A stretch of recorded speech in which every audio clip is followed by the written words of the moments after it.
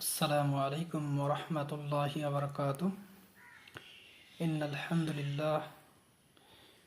হামদুলিল্লাহি ওয়াহদা ওয়াসসালাতু ওয়াসসালামু আলা মান লা নাবিয়্যা ওয়া বা'দা। সমস্ত প্রশংসা, সমস্ত গুণকীর্তন, সমস্ত তারিফ মহান রব্বুল আলামিনের জন্য, যিনার অশেষ কৃপায় আমরা জুমার দিন জুমার সালাত আদায় করতে পেরেছি এবং নবী সাল্লাল্লাহু আলাইহি ওয়াসাল্লামের প্রতি বেশি বেশি দুরূদ পাঠ করতে পেরেছি। এজন্য সেই মহান মালিকের শানে জানাই অন্তরের স্থল থেকে শুকরিয়া। সকলে বলি আলহামদুলিল্লাহ এবং প্রিয় নবী সাল্লাল্লাহু আলাইহি সাল্লামের প্রতি ভালোবাসার সহিত পড়ি সাল্লাল্লাহু আলাইহি সাল্লাম। সম্মানিত দর্শক মণ্ডলী, আশা করি আপনারা ভালো আছেন। আলহামদুলিল্লাহ, আমিও ভালো আছি। আজকে পবিত্র জুমার দিন।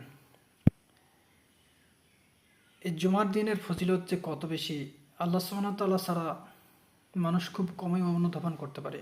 সুনান ইবনে মাজাহ 1085 নম্বর হাদিস, আউস বিন আউস রাদিয়াল্লাহু তাআলা আনহু থেকে বর্ণিত। তিনি বলেন, রাসূলুল্লাহ সাল্লাল্লাহু আলাইহি সাল্লাম বলেছেন, তোমাদের সর্বোত্তম দিন হলো জুমার দিন। এই দিন আদম আলাইহিস সালামকে সৃষ্টি করা হয়েছে। এদিন সঙ্গে ফু দেওয়া হবে, তাতে বিকট শব্দ হবে। অতএব তোমরা এই দিনে আমার উপর প্রচুর পরিমাণে দুরূদ পড়ো। তোমাদের দুরূদ অবশ্যই আমার নিকট পেশ করা হয়। এই ব্যক্তি বললেন, হে আল্লাহ রাসূল সাল্লাল্লাহু আলাইহি সাল্লাম, কিভাবে আমাদের দুরূদ আপনার নিকট পেশ করা হবে, অথচ আপনি তো অচিরেই মাটির সাথে একেবারে একাকার হয়ে যাবেন। তিনি বলেন, আল্লাহ নবীগণের দেহ ভক্ষণ মাটির জন্য হারাম করেছেন। সুবহানাল্লাহ।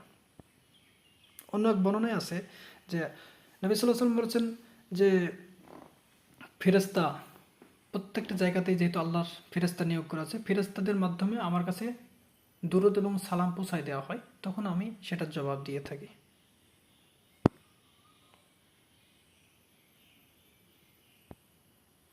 তো আমরা জুমার দিনে বেশি বেশি নবী সাল্লাল্লাহু আলাইহি ওয়াসাল্লামের প্রতি দুরূদ পাঠ করবো ইনশাআল্লাহ। সুনান ইবনে মাজাহ 907 নম্বর হাদিস, আমির বিন রাবিয়া রাদিয়াল্লাহু তাআলা আনহু থেকে বর্ণিত। নবী সাল্লাল্লাহু আলাইহি ওয়াসাল্লাম বলেন, যখন কোনো মুসলিম ব্যক্তি আমার উপর দুরূদ পাঠ করে এবং যতক্ষণ পর্যন্ত সে আমার প্রতি দুরূদ পাঠ করতে থাকে, ততক্ষণ ফেরেশতাগণ তার জন্য দোয়া করতে থাকেন। সুবহানাল্লাহ। অতএব বান্দা চাইলে তার পরিমাণ দুরূদ পাঠ কমাতেও পারে, বাড়াতেও পারে। সুবহানাল্লাহ।